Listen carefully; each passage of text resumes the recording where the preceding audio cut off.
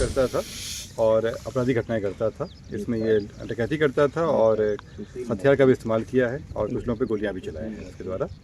इसी में इस वक्त एक बड़ी खबर पुणे जिले के बायसी थाना क्षेत्र से आ रही है, जहां एक मोस्ट वांटेड इनामी डकैत पुलिस के मुठभेड़ में मारा गया है। बिहार सहित बंगाल के विभिन्न जिलों का मोस्ट वांटेड डकैत सुशील मोची को पुणे पुलिस और एसटीएफ ने शनिवार अहले सुबह एनकाउंटर में मार गिराया। मोस्ट वांटेड डकैत सुशील मोची पूर्णिया, कटिहार, बंगाल में कई डकैती की घटना को पहले अंजाम दे चुका था। यह घटना बायसी थाना क्षेत्र के ताराबाड़ी गांव समीप कनकी नदी किनारे देर रात्रि की है। मुठभेड़ में मारे गए मोस्ट वांटेड इनामी डकैत को लेकर पुणे एसपी ने क्या कहा, आइए जानते हैं। पूर्णिया क्षेत्र में एक कुख्यात अपराधी है था जो सुशील मोची के नाम से, जिसका पूर्णिया, किशनगंज, कटिहार एवं पश्चिम बंगाल के कुछ जिलों में कई केसेस में वांटेड था। ये मुख्यतः डकैती केसेस करता था। इसमें पूर्व में भी ये जेल जा चुका है और जेल के आने के बाद भी काफ़ी सक्रिय था। ये हाल के दिनों में ही किशनगंज में एक डकैती की घटना किया था और पश्चिम बंगाल के कुछ क्षेत्रों में सक्रिय था। इसमें प्राप्त हम लोग जानकारी मिली कल कि ये बायसी थाना के क्षेत्र में ये डकैती की योजना बना रहा है और इसी क्रम में इसके सहयोगियों के साथ ये वहाँ एकत्रित हुआ है। इसके लिए तुरंत एक टीम का गठन किया गया, जिसमें पूर्णिया जिला बल के लोग थे और साथ ही में जो एसटीएफ की टीम थी उनको भी सक्रिय किया गया इसमें। और इसमें सूचना प्राप्त करते हुए अग्रतर कार्रवाई की गई। इसमें जानकारी जब जैसे प्राप्त हुई, उस जगह पे जब पुलिस की टीम गई तो वहाँ पे पुलिस की गाड़ी के ऊपर एक फायरिंग हुई, जिसके बाद तुरंत पुलिस के लोग गाड़ी से उतर के टो लिए और आत्मसमर्पण करने के लिए उन्हें कहे कि ये पुलिस के हैं, आत्मसमर्पण कर दें। लेकिन उनके द्वारा फिर से फायरिंग किया गया, जो पुलिस की गाड़ी में लगा, जो क्षतिग्रस्त हो गया। उसमें अपने आत्मरक्षार्थ हेतु पुलिस के द्वारा फायरिंग किया गया इसमें, और वहाँ उधर से भी जो अपोजिट पार्टी थे उनके तरफ से भी काफ़ी भारी मात्रा में फायरिंग की गई। पुलिस के द्वारा ही बहुत ही सूझबूझता से और फायरिंग वापस की गई, जिसमें एक व्यक्ति को गोली लगी और बाकी भागने में कामयाब रहे। उसमें जब थोड़ी सी रोशनी हुई और देखा गया उसमें, तो एक व्यक्ति जो मृत था उसमें पाया गया कि उसको शरीर में गोलियां लगी हुई हैं उसमें। और तुरंत इसका इन्फॉर्मेशन जो है एनएचआरसी के गाइडलाइन है उसके तहत वरीय पदाधिकारियों को दिया गया। इसमें जो एफएसएल की टीम है उनको बुलाया गया वहाँ पे, क्योंकि ये एफएसएल की टीम के द्वारा ही इसमें जो सबूत है वो इकट्ठा किए जाते हैं। और जब अंधकार हटा, वहाँ पे सूरज की रोशनी आई, तो उसमें पहचान की गई, तो सुशील मोची का शव पाया गया इसमें चूँकि ये पुलिस इनकाउंटर के तहत हुआ है ये इसमें, और इसमें जो एनएचआरसी की गाइडलाइन है उसके तहत हम लोग अगर तक कार्रवाई की है। इसमें पुलिस और मजिस्ट्रेट, जो एग्जीक्यूटिव मजिस्ट्रेट हैं, उनके नेतृत्व में इंक्वेस्ट किया गया इसमें, और एफएसएल की टीम के द्वारा उस पूरे क्षेत्र की जांच की गई और उनके द्वारा सबूत इकट्ठा किए गए।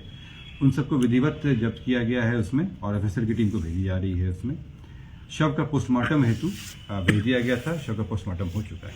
कितने करने हुए था सर? मैं आपको जानकारी दे रहा हूँ इसके बारे में कि ये इनके ऊपर केवल पूर्णिया, कटिहार और किशनगंज में 26 केस में ये अपराधी रह चुके हैं। इनमें से हाल फिलहाल के कई केसों में वांटेड भी थे। इसके अतिरिक्त हमें जो सूचना प्राप्त हो रही है कि ये पश्चिम बंगाल में भी सक्रिय थे, उसका इंटरेस्ट हम निकलवा रहे हैं इसमें। ये किशनगंज और पूर्णिया से 50,000 के इनामी थे। हाल के दिनों में कुछ समय पहले पूर्णिया जिला से इनके ऊपर 1 लाख का इनाम घोषित करने के लिए प्रस्ताव भी आया चुका है। इसमें जो व्यक्ति जिनकी पुलिस मुठभेड़ में मौत हुई है, सुशील मोची, इनके हाथ के पास से एक 9 mm का लोडेड देसी कार्बाइन और एक 7.65 mm का देसी पिस्टल बरामद हुआ है। इस हथियार के साथ में 9 mm का जिंदा कारतूस था और 4 7.65 mm का कारतूस था। इसके अलावा जो वहाँ फायरिंग किए गए थे, जो खोखे थे, वो भी बरामद किए गए हैं।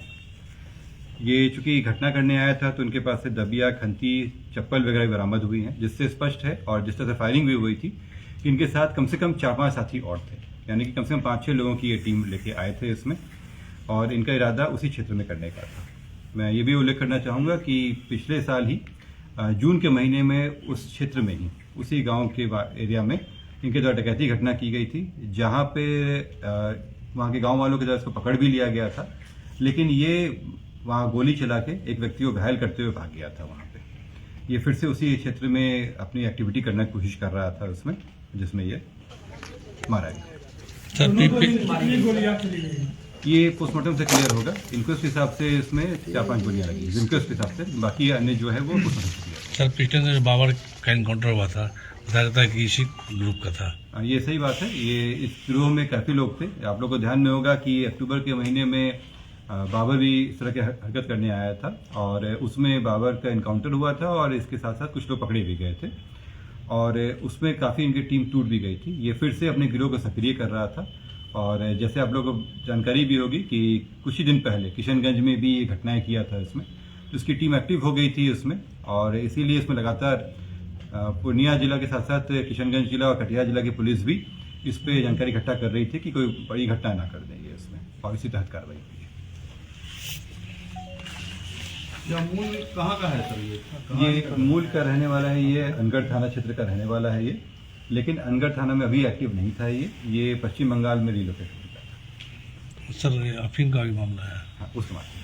तो इसमें जो आप लोग प्रेस रिलीज दे रहे हैं, इसमें जितने भी केसेस है इसमें वांटेड है ये, वो सब दे रहे हैं इसमें और काफ़ी लंबे समय से 2011 से ये सक्रिय रहा है और सारे के सारे मामले डकैती से संबंधित। हाईलाइटेड कब हुआ था सर? ये शुरू से ही काफ़ी समय से, क्योंकि इतने सारे केसेस हुए हैं इसमें। ये पूर्व में जेल भी गया था और जेल में कुछ केसेस में बेल आउट होने के बाद फिर घटनाएं की, तो कई में क्योंकि ये भागा रहता था हमेशा, तो उसमें पकड़ाता नहीं था और फिर चार्जशीट हो गए थे कई मामलों में। और अभी हाल के दिनों में जो एक्टिविटी थी उसके देखते हुए इस पर कई केसेस वांटेड थे और इसी को देखते हुए हम लोग के द्वारा इसमें 1 लाख का प्रपोजल दिया गया। तो बेसिकली ये कहाँ अपना अड्डा बना के रखा है? ये पश्चिम बंगाल में पहले दालकोला में अड्डा बनाया था, लेकिन जब दालकोला में भी वहाँ पे दबिश बननी शुरू हुई तो ये मालदा साइड में शिफ्ट हो गया। ठीक है, इस समय तो शॉट सर उन लोगों की तरफ से लगभग कितनी राउंड फायरिंग की गई है? क्योंकि इसके करीब 15-20 का 15-20 नहीं उनकी तरफ से, और पुलिस से लगता है 10-12 राउंड होगा।